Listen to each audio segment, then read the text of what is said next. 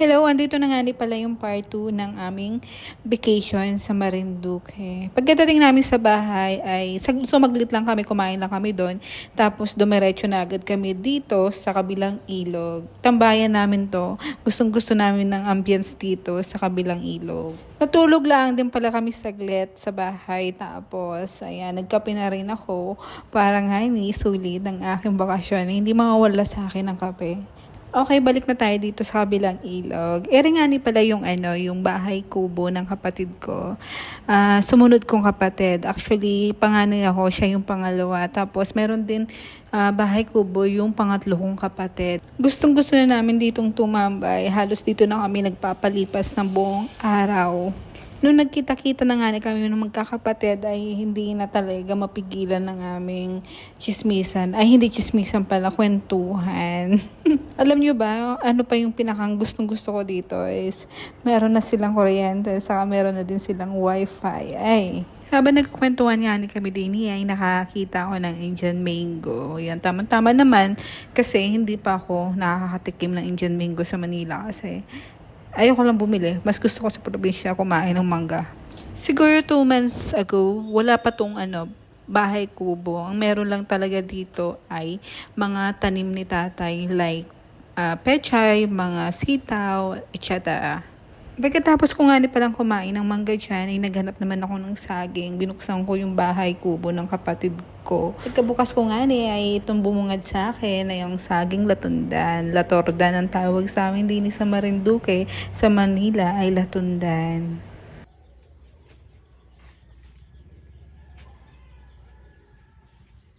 Nagandahan nga pala ako din sa kusina ng kapatid ko kasi yung lababo niya naka-tiles pa, o diba? Alam niyo pa guys, gustong-gusto ko talaga magpatayo ng bahay kubo. Yun talaga ang pangarap ko. Kaya ang ginawa ko, bumili ako ng maliit na lote tapos paggawa ko ng kubo.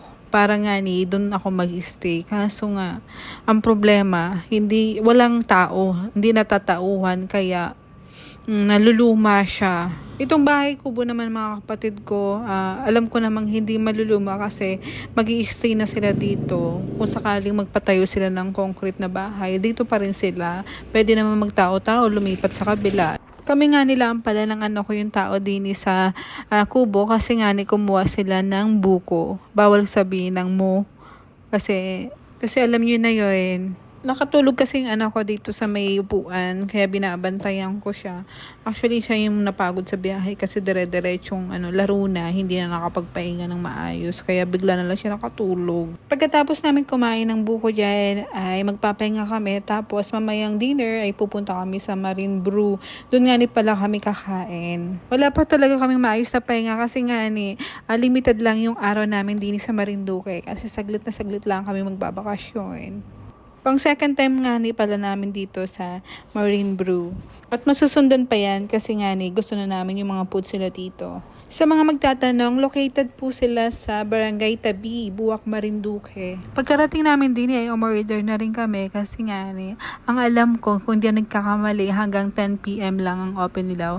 Weekend kasi to kaya medyo matagal pero alam ko pang weekdays hanggang 9 PM lang. Hindi po ako sure pero mas maganda maaga na lang kayo pumunta para masulit yung masasarap nilang foods.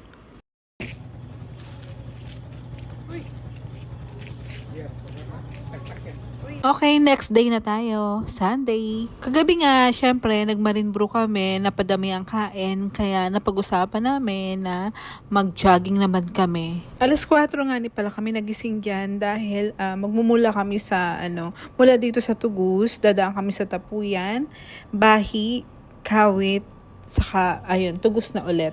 Nagbase ako sa relo, lumalabas siyang 10 kilometers yung aming lakad-takbo. Pero sabi nila 7 to 8 kilometers lang. Di ba kapag saglit lang kayo magbabakasyon, parang napaka-productive nyo. Dito sa part na to ay naglakad na lang kami kasi nga ang daming aso sa kalsada. Baka naman nabuling kami.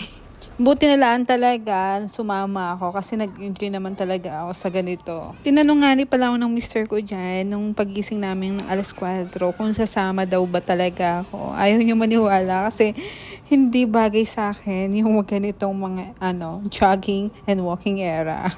Masarap kasi matulog lalong-lalo na sa madaling araw at lalong-lalo na kapag nasa probinsya ka. Every time kasi na nagbabakasyon kami dito, nagpaplano talaga akong magyaya. Hindi, nagyaya talaga akong tumakbo sa mga kapatid ko. Sabi ko, tara gising tayong maaga para nga makatakbo tayo kahit sa mangyan man laang. Pero hindi natutuloy kasi nga inaantok ako. Around 6 a.m. andito na kami sa Kawit. Hindi na nga ni pala ako dyan nagja-jogging, naglalakad na lang ako kasi medyo pagod na ang lola niyo. And beside doon, highway na to, kaya ayoko na tumakbo. Gusto ko na lang maglakad. Although nasa kabilang side naman kami para makita namin yung mga nakakasalubong namin sasakyan, hindi na rin ako comfortable.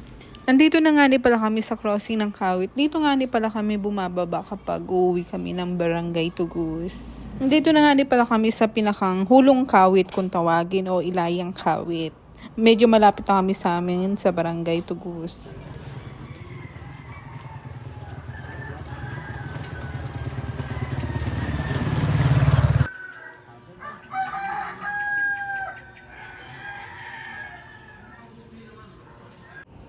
Nung napadaan na kami dito sa parting Mangyan, nakita namin tong napakagandang mga bulaklak sa puno. Kaya nagpicture-picture muna kami dyan, tapos video. Kwento ko lang guys, ito nga ni palang Mangyan na area ay dito talaga kami dumadayo kasi wala pang signal o wifi. Hindi pa uso yung wifi dun sa amin sa barangay. Kaya pumupunta pa kami lahat dito para kumonek o mag-open ng data kasi dito yung part na malakas ang signal. Meron pa nga ditong ginawang tuklong para nga may masisilungan in case na umulan.